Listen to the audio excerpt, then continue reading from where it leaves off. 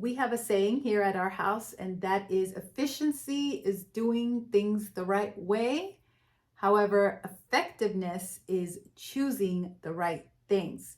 And that's what we're going to talk about in this video, reminding you of the benefits of sticking to the 3 R's and gentle ways to go above and beyond that. So let's get started.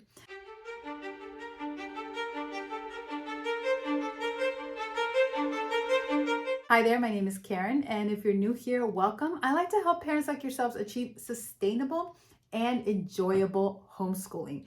And talking to a lot of parents out and about, I talk to people, when they find out you're a homeschooler, they tell you about their homeschooling experience during this whole last 2 years, and nobody seems to have enjoyed it. That model of education. Of the Zoom calls and all the subjects on the computer, everything online. And so here's the thing, those online schools, virtual programs at home, they're all very efficient, all very efficient. You go on there, everything's on your classes in your computer, and you just click through your whole grade. So you can have things that are efficient, but they're not effective. And homeschoolers can also get into this trap as well, where they think they're being super efficient with curriculum and they've got the whole year planned out. But again, are they truly being effective when they're burning out, switching curriculum mid-year, taking long breaks, catching up on one subject to then catch up on another subject, etc. And they're not enjoying it. They can't wait for summer to get here so they could be done, right? There's this great quote that I have here from Sydney Harris that I really like. If education doesn't prepare the young to educate themselves throughout their lives, then it is a failure, no matter what else it may seem to accomplish. So education, especially I'm thinking these public school programs at home, they seem to accomplish a lot, right? Oh, you're accomplishing graduating to the next grade, or you're accomplishing this, but I don't see the inspiration, the fire lit under them to be able to keep educating themselves for the rest of their lives, or having those independent study skills, because everything is just so kind of spoon-fed and just guiding them along this conveyor belt.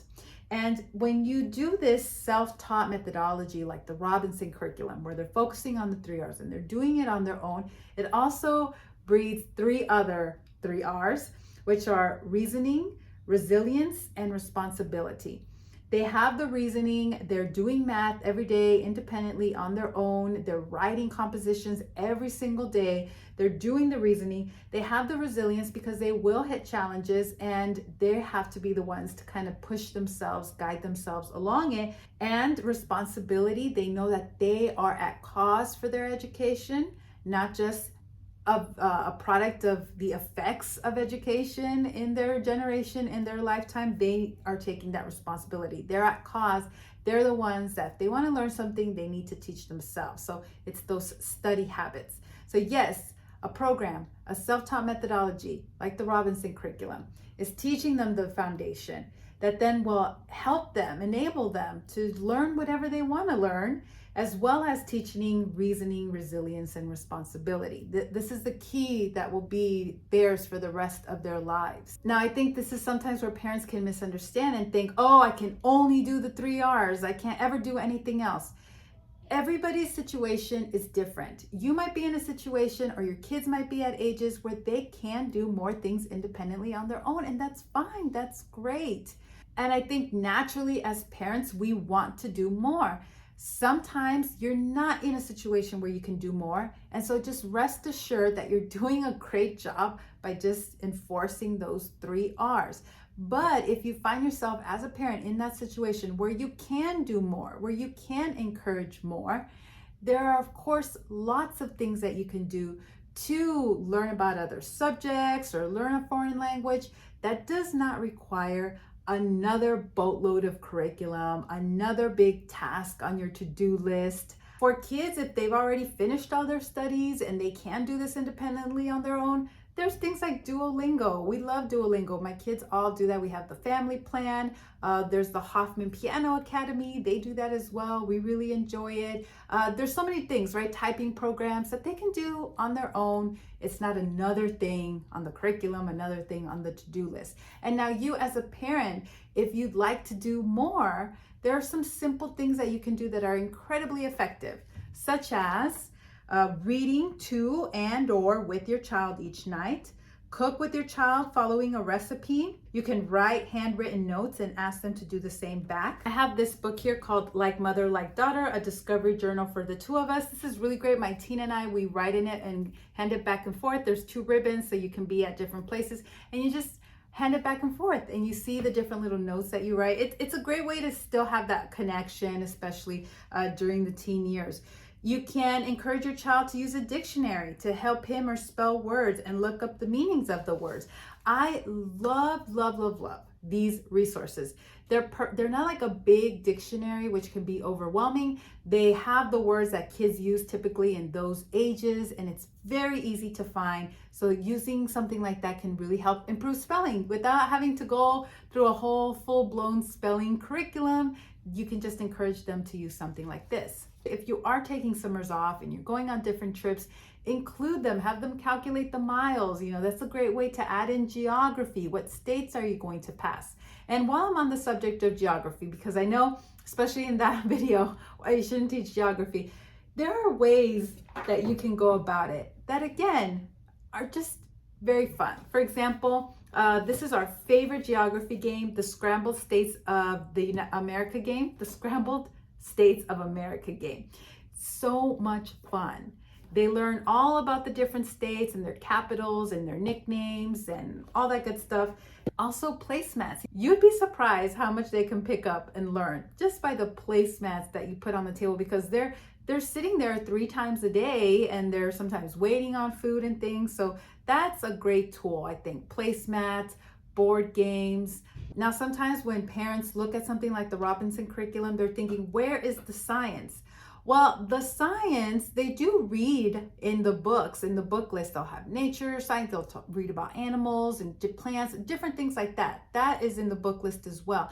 But real science, like the chemistry, the physics, biology, they don't get to it until they have learned the math language to be able to, do physics and chemistry, things like that. So they have to get through the math books first in order to get there. But I understand parents want to do something more. They might be in that season of life, or the kids I know are naturally very curious and interested, and it's fun for them as well. And in particular, we really like the Giggle subscription box. Now, here's some of the reasons why I love this approach, because you don't have to buy a ton of materials for just a certain things, like buying a whole bag of cotton balls when you're only going to use 4 for an experiment, right? Think about that for all the little activities, and then you have all that to store. So I think it is more affordable to do a subscription box like this than you going out and buying all the things and planning all the things. I am not that crafty Pinterest mom.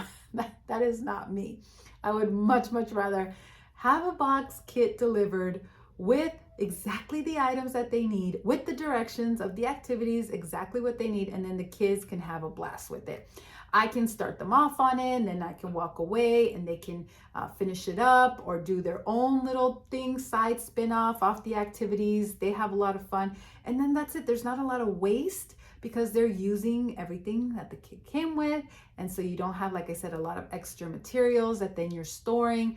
So my favorite way to approach this is with subscription boxes. So I will leave a link down below. I am an affiliate for Giggle. I do have a link. So if you do want to try it out, I'll have a link for you down below. Like I said, there's other ones as well for geography. We did one of those for a while. Art ones, there are all kinds out there. I think it's a very effective as well as efficient way that can cover other things without, again, adding that stress or that curriculum, because it's a big difference, a huge difference, between a curriculum that now you know that you bought, that costs a lot of money, that you have to check the boxes, that you will not feel like you got out of it as what you should have, or that you finished it, or it's sitting on the shelf and giving you guilt, versus a kit like this that they look forward to once a month, and they get it and you learn a lesson, you have all these great conversations, the materials are already there for you, it's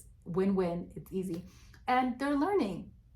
It's fun, it's effective, as well as efficient, very efficient. So always when you're adding things to your plate, ask yourself, is this just efficient or is it effective with the goal that I'm trying to reach?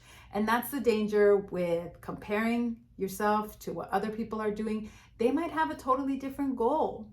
They might have a totally different picture of what they think education is, of what it should be based on their experiences. So you have a goal in mind, a vision in mind of what you want to accomplish.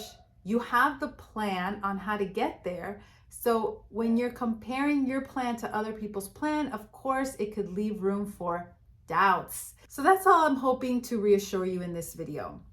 By focusing on the 3 R's, you are equipping them to learn more and do more in any other subject and direction in life. And by focusing on the methodology where they're self-taught, they're working independently, they're really focusing on those 3 R's. They know how to think quantitatively, they're writing every day, they're reading great, fantastic books, great vocabulary. By working on that, you're helping them with their reasoning, resilience, and responsibility. And if you do find yourself in a time where they can do more, after they're done with their coursework, I think of it after 2 is their free time. They can do Duolingo, they can do online piano courses. Yes, we have lots of things that are very efficient. All I'm saying is keep in mind on what you're trying to be effective with. Now, I thought a fun little way to end this video would be to read a random quote. Just open up a random page and read a quote from this book, Learning for Life, Educational Words of Wisdom. This is my copy that I ordered. It's already falling apart. I will leave a link down below where you can purchase this. All right, so let's open it up. Just a random page here. All right, I got the page Subjects and Specialties. The whole of science is nothing more than a refinement of everyday thinking. That is by Albert Einstein. I think that is such a great quote, right? The whole of science, is it curriculum? No, is nothing more than a refinement of everyday thinking. I'll read you another one. This is by Jordan Kerr. Engineering is a collection of successful recipes. Science is a bunch of kids playing in the kitchen and making a mess. That reminds me of those kids, because sometimes they'll definitely be making a mess, but they're having fun. That's science there.